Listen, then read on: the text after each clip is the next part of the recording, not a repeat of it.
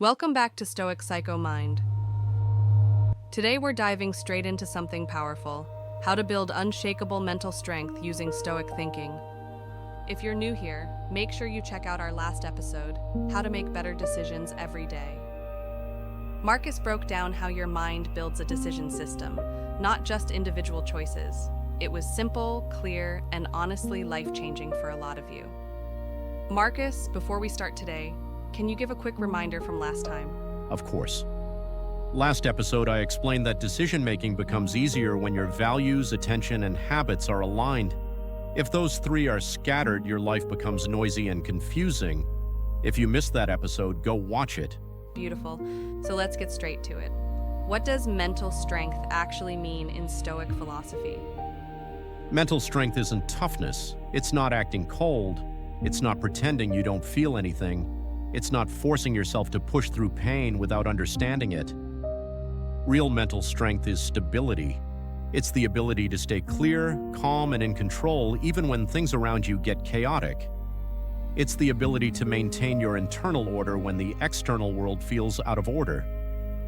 Stoicism teaches that strength is not loud, it's quiet. Not explosive, but steady. Not reactive, but intentional. So people think being hard makes them strong, but that's not it? Exactly. A lot of people misunderstand strength. They think shutting down emotions makes them powerful, but shutting down emotions only traps them, and trapped emotions always come back stronger. You don't become strong by ignoring fear. You become strong by understanding fear. You don't become strong by pretending you're not overwhelmed. You become strong by organizing your mind. Mental strength is a trained response, not a natural talent. Your mind is like a muscle. It grows through challenges, but only when those challenges are handled correctly. So let's break that down. If someone wants real strength, where do they start? They start with identifying their weak points. Most people think they're mentally weak because life is hard. No, they're weak because they don't know where their mind collapses. You can't strengthen what you can't see. Here are the 3 questions that reveal your weak points. 1. What situations instantly throw me off? Is it criticism, waiting, uncertainty, rejection, lack of control? 2. Which thoughts keep repeating even when I want them to stop? That tells you where your emotional loops are. 3. Where does my discipline collapse consistently? Morning, night, food, work, social media, conversations. Your weak points aren't failures, they are maps. They show you exactly where your strength should be built. That's so clean. So once someone finds their weak points, what's next? Next comes cognitive separation. This is one of the most powerful Stoic tools, and it's something most people never practice in their whole life. Cognitive separation means separating your thoughts from your identity. Most people say, I am anxious, I am angry, I am lost, I am not good enough. When you speak like that, you merge with the thought. You become the thought. But the Stoics said, a thought is happening, but it is not me. This separation is transformative. It creates space, and space creates control. You can't control what appears in your mind, but you can control whether you follow it. Thoughts happen automatically. Identity is chosen deliberately. So mental strength is the ability to notice a thought without obeying it?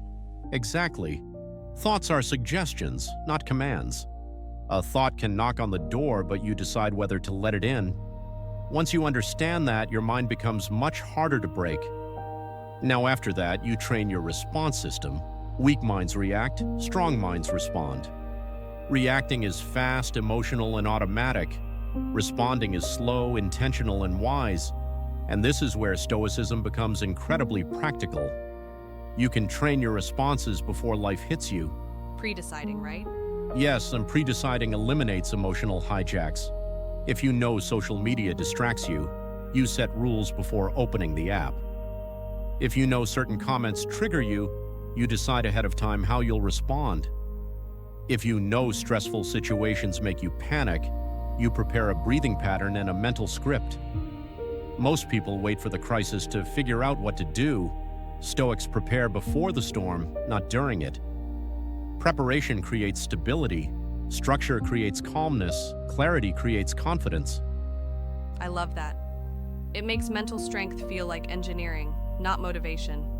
Exactly. That's what I want listeners to understand. Mental strength isn't something you feel, it's something you build. Now let's go deeper. There's a Stoic practice called controlled discomfort.